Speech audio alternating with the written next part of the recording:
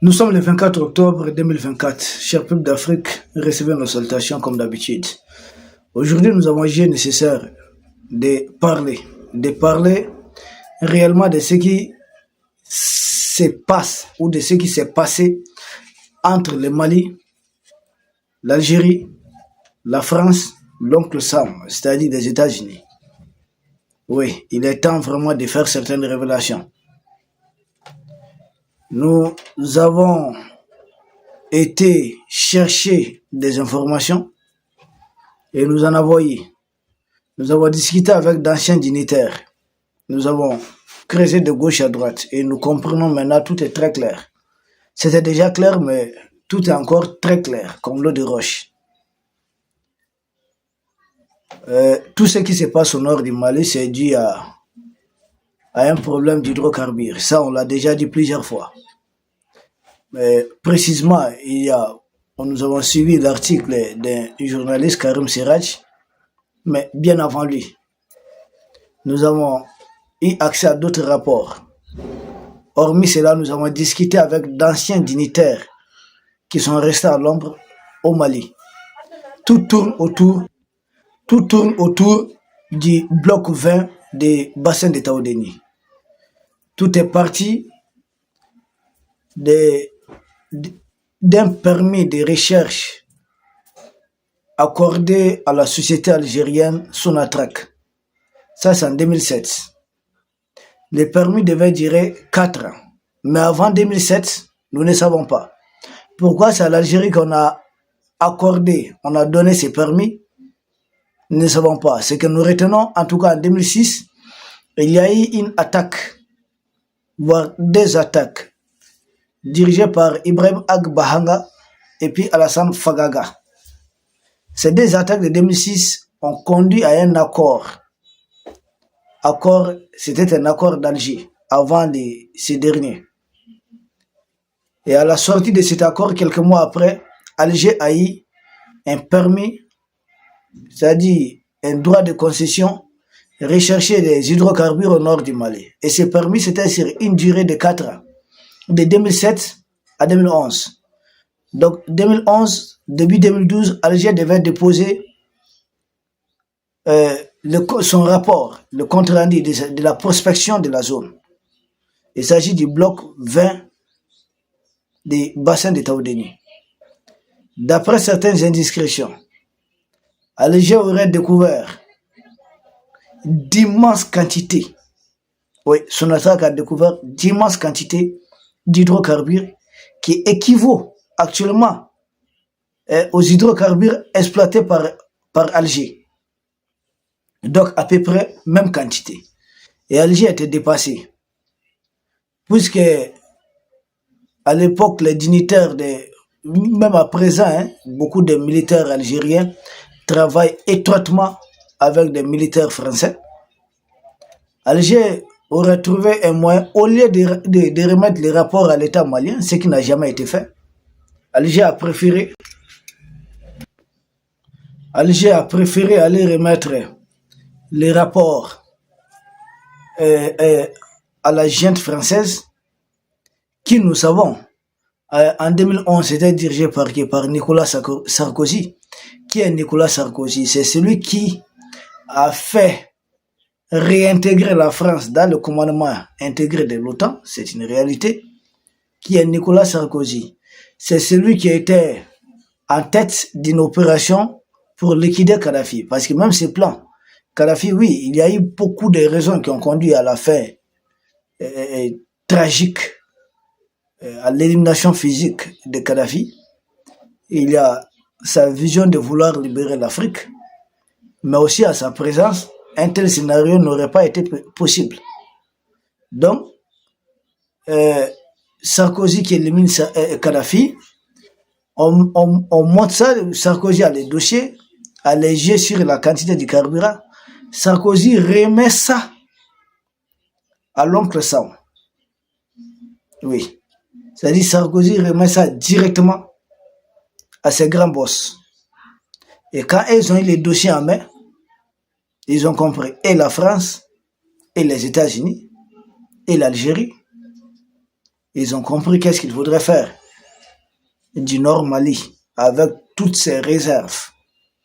Nous, à notre grande surprise, fin 2011, la même année, début 2012, au lieu qu'Alger nous remette les rapports, on nous envoie des hordes terroristes. D'où vient-il? Ils ont transité par quel pays? Le Mali n'a aucune frontière terrestre avec la Libye. À l'époque, que ce soit le Niger était dirigé par un homme très proche de la France. Donc on nous envoie des touristes de tout genre, de tout bon. Et ces touristes, nous on n'avait jamais entendu parler de leur nom. On savait qu'il y avait des gens des GSPC, groupement salafiste pour la prédication et le combat algérien, qui venaient au nord du Mali, qui trouvaient refuge dans les grottes des Ifogas. Mais des touristes qui, certains vont s'appeler Moudjao, GSPC va se faire renommer Acmi, il y aurait en Sardine, il y aurait, je sais pas, Emela, ces groupes terroristes qui, dans leur grande majorité, n'avaient jamais existé dans l'histoire du Mali. Mais tout d'un coup, ces groupes terroristes poussent de toutes les parts. Ah, le nord du Mali, il y a des touristes qui ont envoyé. D'où viennent ces touristes? Qui les a formés, qui les a armés. C'était pour empêcher tout autre pays d'avoir accès au bloc 20 du bassin de Taoudeni. Ce qui se joue, sa grande partie, c'est là. Le bloc 20 du bassin de Taoudeni a une superficie de 118 000 km². C'est plus de 10 fois la Belgique. C'est à peu près la taille de la Corée du Nord. Oui. Donc 118 000 km². Rien que d'hydrocarbures. Et dans ces mêmes espaces, vous avez de l'uranium et vous avez de l'or. Les trois ressources clés, il y a l'eau douce, ça c'est un peu partout au nord du Mali. Mais les hydrocarbures, l'uranium et puis l'or. Vous avez vu quand ils ont orchestré cette mise en scène? Parce que quand ils ont découvert tout ça, maintenant ça a trouvé qu'il y avait les fameux accords de Ouaga. Alger tenait à reprendre totalement le dossier en main. 2014, un premier ministre du Mali arrive à Kidal, s'en est suivi des combats. S'en sont suivis des violents combats. Il y a eu des combats. Et de sorte que l'armée malienne qui avait le dessus, on a tout fait. Il y a un général malien qui est en témoin. Il dit qu'il a réussi un appel pour lui dire de replier, de revenir. Et lui ne voulait même pas. Donc ils ont orchestré des fêtes artificielles ou façon du Mali. Et ils ont pu récupérer beaucoup d'endroits concernés. Et c'est le président de la Mauritanie qui arrive, qui était dans le coup. Là où on dit le premier ministre du Mali ne doit pas s'y rendre, c'est le président de la Mauritanie qui arrive à l'époque, M. Aziz. Il arrive et lui tout de suite il obtient un cessez-le-feu. Il arrive, hein, il y a des groupes terroristes et autres, lui il arrive, il a un cessez-le-feu. Il y avait Servan qui n'a rien fait. L'armée malienne, à Kidal, on l'a enlevé plus de 25 véhicules armés, 24 à 25 véhicules armés. À l'époque, ce qui a été dit sur les médias. Et dans ça, on nous dit qu'il faut aller vers l'accord d'Alger. Et l'accord d'Alger, qu'est-ce qu'il fait? L'accord d'Alger, on remet tous les groupes terroristes, y compris ceux qu'ils avaient déclaré être des groupes terroristes tels qu'en Sardine. Parce qu'en Sardine a été déclaré groupe terroriste en 2012. Parce que c'était dirigé par Iyad. Iyad, c'est qui? C'est l'homme de l'Algérie. Emela, c'est la France. Et Iyad, c'est l'Algérie. Moudjao, au début, c'était la Mauritanie et une partie du Maroc, certains Marocains. Mais Moudjao même a été récupéré aussi par Alger. Moudjao, puisqu'il y a eu confrontation entre eux, Moudjao et Acmi et puis en Sardine, sont parvenus à chasser les MLA qui étaient de la France, puisqu'il n'y avait plus l'armée malienne en 2012 au nord du Mali. Donc, entre elles, dans le cas du partage, pourquoi ils ont chassé les MLA? Parce que la France, les MLA avaient proclamé unilatéralement l'indépendance de cette partie du Mali. Alger ne s'y retrouvait pas. Et j'ai discuté avec un ancien dignitaire du Mali qui dit avoir été des discussions avec la Mauritanie, avec Alger. Et qu'Alger, à l'époque, avait demandé à ce que des Africains qui se trouvent au nord du Mali, c'est-à-dire des gens comme nous, comprenez ce que je suis en train de dire, doivent se rallier à Iyad Agali. Et puis, Alger va aider à faire développer le nord du Mali. Ça, c'est dignitaire qui était de toutes les discussions. Puis, ça a été un échec. 2014, on orchestre les choses. On nous met dans les fameux accords d'Alger. Et on demande au Mali de respecter ces fameux accords. Mais simplement, quand vous observez bien, quand vous jetez un coup d'œil dans les fameux accords d'Alger, c'est là que vous allez vous rendre compte que cette histoire est une agression contre le Mali du début jusqu'à la fin par l'Algérie alliée au pays de l'OTAN. C'est ça depuis le début. Alger sait que s'il veut seul contrôler les réserves, exploiter seul les ressources du nord du Mali, il aura affaire au pays de l'OTAN, qui n'épargne pas, qui ne blague pas avec les questions du pétrole. Donc Alger a voulu garder la paternité, c'est pourquoi d'ailleurs on a une sorte de consortium au nord du Mali qui a 25% des droits de prospection et c'est dirigé par Sonatrach d'Alger. Mais dans ça, vous avez aussi Eni de l'Italie. Et c'est ce qui nous conduit à la piste. Vous avez le groupe terroriste qu'ils appellent groupe séparatiste, qui dit combattre les forces armées du Mali. Ce groupe-là, ça s'appelle CSP. Où est-ce que CSP a été créé? CSP a été créé en Italie. Oui, c'était la CEMA, tous les groupes armés du nord Mali se sont transportés du côté d'Italie et c'est là-bas que CSP a vu les jours. Mais derrière, il y avait bien sûr les hommes de chez Emmanuel Macron, puisque Macron ne veut pas que son pays soit trahi, il a négocié ça avec l'Italie. Donc ils ont créé CSP parce que l'Italie a son groupe ENI qui fait partie du consortium qui a le droit de prospection du pétrole au nord du Mali. Donc c'est un marché entre la France, l'Italie, Alger. Donc comprenez ce que ça veut dire. Parce que Alger aujourd'hui, c'est presque l'un des pays qui vend le plus de carburant à ces gens. C'est ce qui s'est passé au nord du Mali. Maintenant, les autorités du Mali qui arrivent, des militaires qui étaient là, qui ont tout suivi, des policiers qui font signer l'accord d'Alger. Et je vous ai dit, dans l'accord d'Alger, il a dit quoi?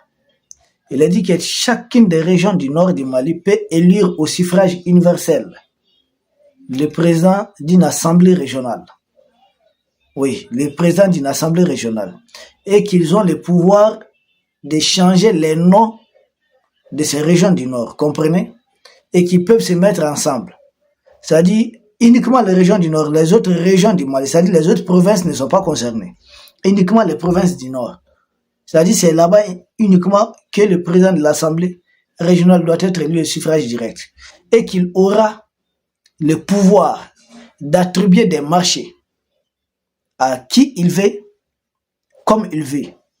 Que le gouvernement central implanté à Bamako ne peut rien contre les gouvernements ici des assemblées régionales des régions du Nord, cher peuple de l'Afrique. C'était une indépendance, mais ce n'était pas une indépendance. Mais ils ont appelé ça autonomie poussée, jeu de mots. C'est juste des jeux de mots. C'était de l'indépendance.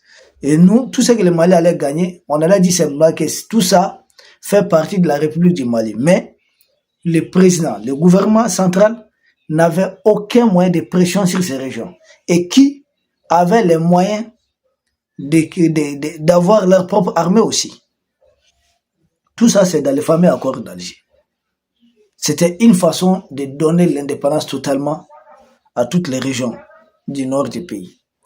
Et cela, ça allait être sous la supervision de qui? D'ailleurs, ils avaient déjà commencé. Des maires élus de toutes les régions du nord ont été remplacés par des gens qu'on appelait des autorités intérimaires, c'est-à-dire des gens désignés par des groupes armés. On remplaçait des maires qui ont été élus. Et quand nous voyons aujourd'hui les mêmes personnes dire que le Mali est tout sauf une démocratie, voici ce qu'ils ont fait. Serval y était, tout le monde y était présent. Des maires élus ont été enlevés et remplacés par des gens désignés par des groupes armés. Et les groupes armés patrouillaient tranquillement avec MINUSMA, Barkhane et autres. Et ces militaires qui sont aujourd'hui au pouvoir, nos généraux,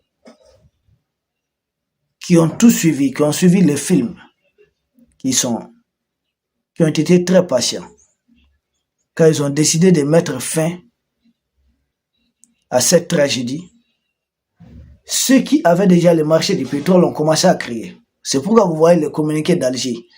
Le Mali fait ça aussi, le Mali, mais c'est notre pays. Tout ce que vous faites là-bas chez vous, ça n'engage que vous. Le Mali a bombardé ceci, la France aussi, les mêmes discours, coup d'État dans coup d'État. Je dis, depuis quand le coup d'État dérange la France, Macron a été intronisé depuis junior. Alors, Brice Oligui Nguema, on a déroulé le tapis rouge pour lui, non? Le coup d'État n'a jamais aidé. Denis Sassou Nguesso, il est toujours aux affaires.